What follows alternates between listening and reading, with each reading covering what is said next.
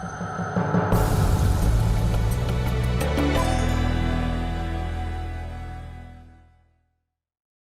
year ago, things were very different. I was just graduating from high school, on the verge of taking my IB exams, and to say that my life has turned upside down since then would be an understatement. So let me take you on the journey that I went through this past year, and hopefully, out of my story, you can be inspired the same way I was. So last year, I was in a race, the race of high school, running, because everyone around me was running. And when people would start picking up the pace, I would too, and I'd start sprinting. I was just aimlessly running because that's what everyone around me was doing, and I guess at the time, it felt like the right thing to do. And then senior year came and college applications started rolling in, and people started diverging into their own paths, creating their own realities and finish lines and figuring out what they were to be doing in the next 2, 5, maybe even 10 years. And there I was, still aimlessly running. So instead of creating my finish line, I decided to step out of the race completely. I realized that I wouldn't be able to get back into the race until I figured out what I wanted to do and who I am. So I decided to take a gap year. So during the gap year, when I stepped out of the race, many things were put into question. You would think these things were concerning jobs, universities, majors, but actually these big picture questions, as I call them, were almost irrelevant. I guess I needed to know who I am and what I wanted to do before I reached a decision on these big picture questions or any conclusions. So the only thing I knew was that if I got out of my comfort zone, that would lead to the most growth. So I decided to spend a semester traveling across Southeast Asia, which I know when I say that, a lot of you are like, oh my God, that's so cool, and going to new exotic countries, meeting new people, and having new experiences. But it was actually very difficult and challenging at times, mostly because it was lonely and uncomfortable. Travel, at least the type of travel I did, is just a series of unfamiliar, uncomfortable events that leave you one too many times with your thoughts alone. So yeah, I took a gap year. I went to Thailand, Myanmar, Laos, Cambodia. We did community service and met new people, and we got to know people on a one-to-one basis. We saw beautiful sights and did some outdoorsy activities. We got to know many different cultures, but again, it was still very overwhelming.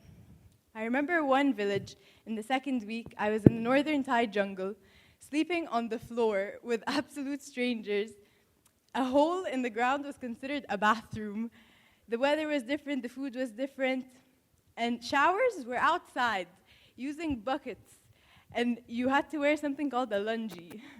More than that, I had no communication with what I called home at the time, or more importantly, with my mom. So when I decided to take this gap year, I was aimless. I didn't really have a goal. I just hoped to experience new things, and I hoped and prayed that my mind will take these new experiences and somehow transform them into some form of much-needed clarity. So all these big picture questions started becoming irrelevant. I started asking smaller, more personal questions like, who am I? What are my morals? What things do I stand for? What qualities do I look for in a friend?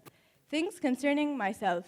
I asked questions that we're used to leaving on the side in our society because it's easier to be distracted by big picture questions like politics and economics and business. But we actually never take a moment to question ourselves and our motives. Maybe because it's scarier to look inwards than to distract yourself with all these questions that have no direct effect on you. Over there, in the middle of Southeast Asia, nobody cared about my race or my religion or my view on Sisi's economic policy. All they cared about was how humane I was, my social and emotional intelligence, my values. We use universities and majors and jobs and friends and partners to distract ourselves from looking at our scary reality. But to talk about this like I have it all figured out would be insane, because all I did was take a look in the mirror. And I found so many answers to so many questions I'd been looking for outside for so long. So it was a difficult process, just to allow myself to ask these questions and give myself permission to explore these parts of me I had never explored before. It wasn't like I was asking myself something and sitting down and writing the answers. It was a lot more organic.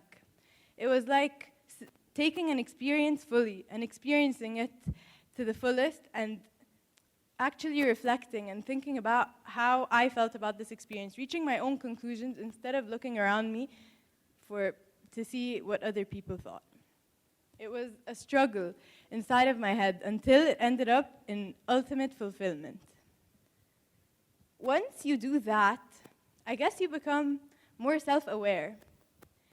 You don't do things that you're not convinced of anymore. Every action you take starts going through a filtering process of, is this something that I want to be doing? Is this me? Is this what my morals stand for? So I guess I'm not coming here to say that our society is broken, or that it distracts you, or that life is a game, or not to conform. I'm not even telling you not to go to university. In fact, I'll be going to university next fall. But I'm just hoping to convince you to take a moment to look in the mirror and think about the things you use that distract you. Or if you're using relationships, jobs, colleges to distract you or to fulfill you, I'm here to tell you that there will always be a void inside and you'll always feel empty like that. So last year, as I said, I was racing. And I was actually pretty ahead of the race. I was a full IB student. I had extracurricular activities and clubs and friends, and I got into good universities that were good, I guess, because of their ranking. But something didn't add up inside of me. It just wasn't fulfilling enough. And I couldn't take another leap of faith and delay the clarity that I very, very much needed. I realized during this past year that the human can only be defined by his morals, his values, his kindness, his ability to own up to his mistakes. Not by a college degree or the amount of friends or money you have. Not to say that going to an Ivy League isn't amazing, but getting to know yourself is definitely more rewarding. So go home tonight and think of one thing you have in your life that you use to distract you. Think of one thing that's very convenient or comforting in your life, and it distracts you from looking at yourself in the mirror and thinking, is this me? Are these my morals? And whatever it is, I don't care what it is, cut it out of your life completely. It'll be so difficult, but I promise you it'll be worth it. And I'll do the same. Thank you.